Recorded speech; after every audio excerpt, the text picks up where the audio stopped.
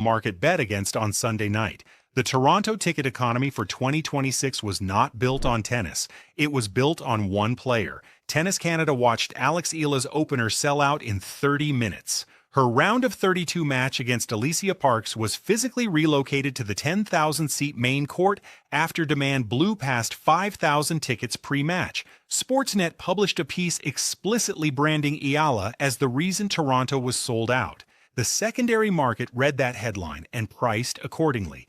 Resellers bulk bought quarterfinal night inventory on the theory that the Filipino demand engine would carry across the week. They priced Monday like Eala would still be in the draw on Monday. She was not. At 6-4, 6-0 in 71 minutes, Bencic did not just win a round of 16 match, she detonated a spreadsheet. Start with what the demand actually looked like before Sunday. 3,100 tickets to Eala's opener moved in a single burst. Her second-round match had to be relocated midweek because the assigned court could not hold the crowd. The Athletic documented Filipino-Canadian community groups organizing bulk purchases and travel packages. This was not a tennis audience. This was a pilgrimage, and the resellers knew it. That is what makes what happened next so brutal for them. Sunday night, Bencic played a match that will not appear in any highlight reel the tournament is going to want to run. She dropped the first set 6-4. She won the second 6-0. That is a bagel in the language of tennis, and in the language of the market, it is the sound of a demand curve dying in real time. Eala's 7-match winning streak, the streak that had carried the entire secondary market since Washington, ended on a scoreline that left no room for a comeback narrative to sustain price. Then compare the two prices. Round of 16 resale for Eala versus Bencic, 4-figure asks on multiple platforms, sold-out session, 10,000 seats full. Quarterfinal resale for Gauff versus Bencic the very next night, $157 on SeatGeek.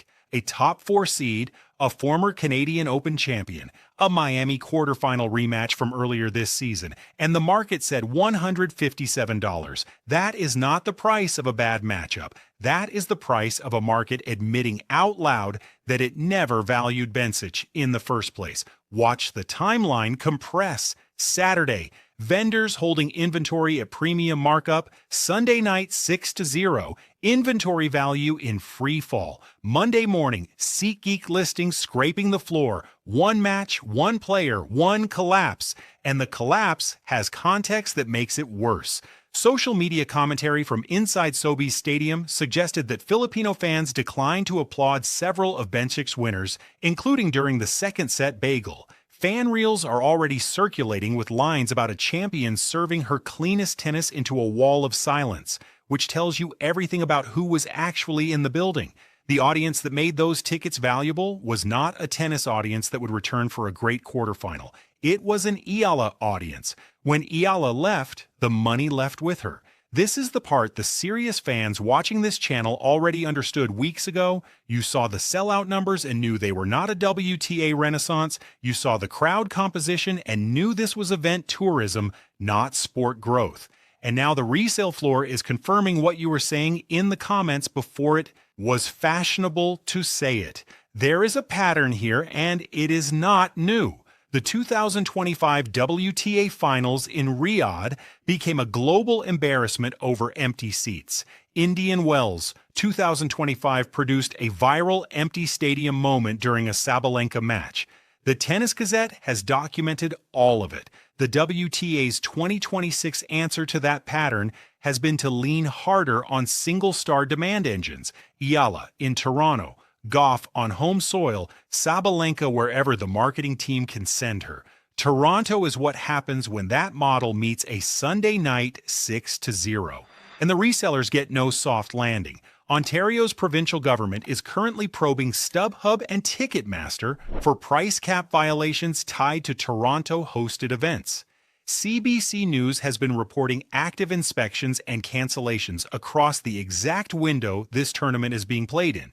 The same operators sitting on quarterfinal inventory they cannot move are already sitting inside a regulatory file that has nothing to do with tennis. Underwater on one side, under investigation on the other. Here is what makes it inexcusable. This information was not hidden. The WTA, the governing body of women's tennis, the organization that ranks every player on tour, the official body whose award votes are counted by international tennis media, voted Belinda Bencic the 2025 Comeback Player of the Year.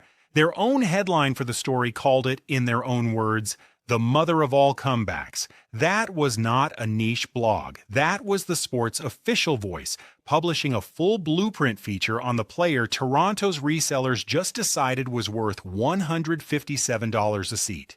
When the governing body of your sport publishes the definitive comeback narrative of the year about a former champion and your pricing model still treats her as an afterthought, the failure is not the player. The failure is the model. The SeatGeek number tells a story that reaches past Toronto. Cincinnati begins next week. The U.S. Open begins in 3. Eala's Filipino demand engine will follow her to Cincinnati and to New York. And the same secondary market operators who just got burned in Ontario will have a choice to make about whether to run the same play twice. Meanwhile, the tour is heading into its biggest hardcourt swing of the year with an unresolved attendance problem that Riyadh exposed, Indian Wells confirmed, and Toronto has now underlined in the form of a resale floor. Watch 3 things over the next 21 days. Watch what Bencic does against Coco Gauff tonight. A Miami quarterfinal rematch, Gauff won 6-3, 1-6, 6-3, meaning Bencic has already taken a set off her this year on hard court. Watch the Cincinnati draw and whether tournament directors continue pricing around single-player virality. And watch whether Ontario's regulators name any of the operators currently holding quarterfinal inventory they cannot move.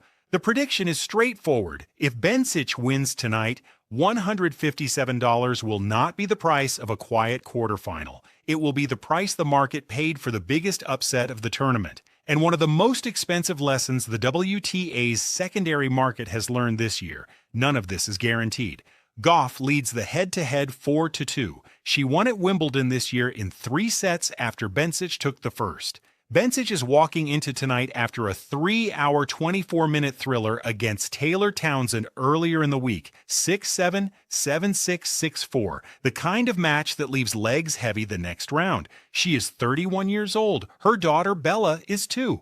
After the Townsend win, Bencic told the on-court interviewer, "It was a very big battle, of course. I think Taylor plays incredibly tricky, and it was a very good match. No excuses, no fatigue talk." She went home to her toddler and came back 48 hours later to bagel Eala.